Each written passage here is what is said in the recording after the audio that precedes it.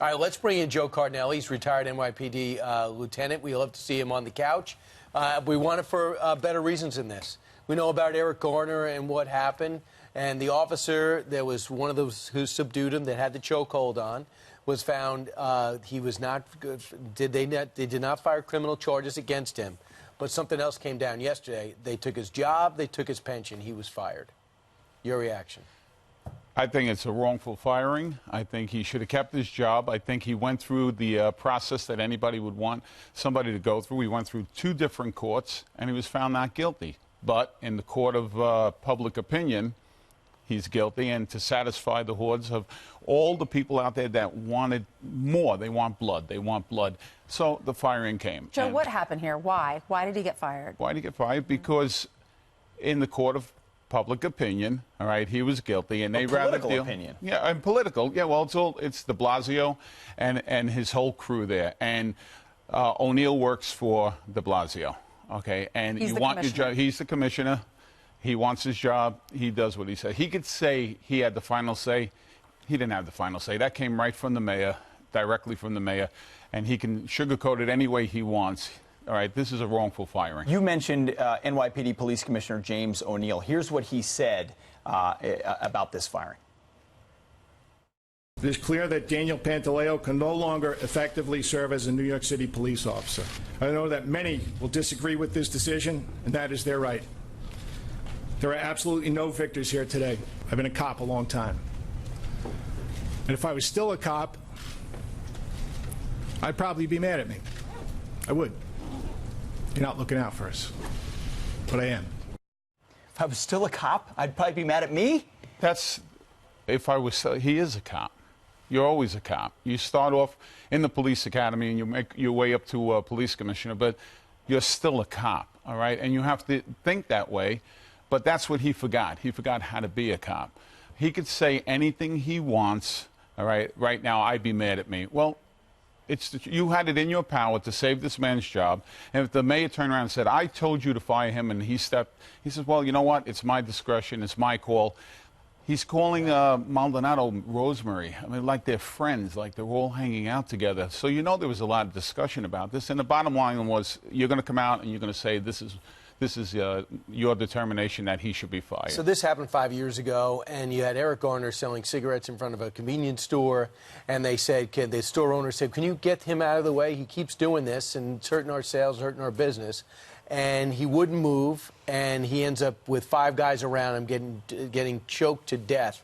And famously, he said, I can't breathe. Do you think from the officer, from the Garner family's perspective, they're like, why was it necessary to continue that chokehold while he was saying, I can't breathe?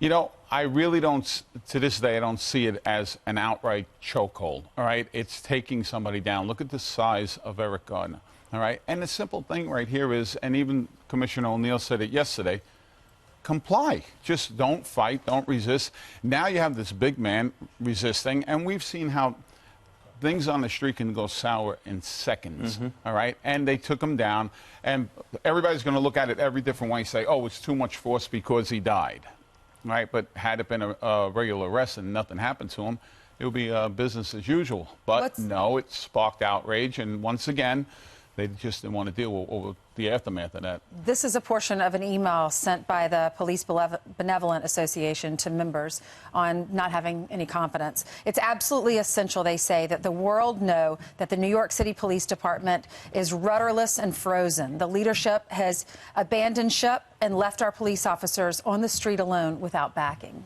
I totally agree with that. You know, we are at a stage in New York City right now with the NYPD where we've taken steps backwards. It's no longer the elite force it once was, all right? And you can blame the leadership for that, all right? There is no support for the cops out in the street. You see what's happening all over town. You have food being thrown at cops. You have shots being fired. They didn't even put it down in this, I believe it was in the 7-3 precinct in Brooklyn. A shot was thrown through the window of an RMP, and the 2 cops got hurt. This is a random shot being thrown through the window. This is the disrespect for law enforcement. And there were 3 separate incidents over the weekend. You had one cop got head-butted by a teen who allegedly was caught with a canister of pepper spray. You added, they called out the violence after a series of water dousing. We know about that. Also, 3 cops who were all injured and treated at local hospitals and released after confrontations with people in New York City. So they're no longer afraid. No, they're or intimidated. There's no respect. They're very bold right now because they feel they have the back of everybody in New York City, you know.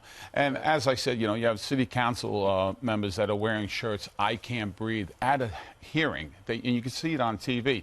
Not once do you ever see anybody on that panel wearing something in support of law enforcement. Never. You never see it because it's not there. So if it's not professed by the people that say, oh, and then de Blasio, we have to stand behind our police officers and everything. He doesn't stand behind them. How do you expect anybody underneath them? And the cops know it. They turn their back. Are they doing anything within the police department to make sure that the bad apples are out, though? Because some cops are too forceful, or some cops are they just take advantage of the power? Yeah, absolutely. You have the largest police force in the world right here, all right? And sure, you're going to get a few bad apples, and they do weed them out.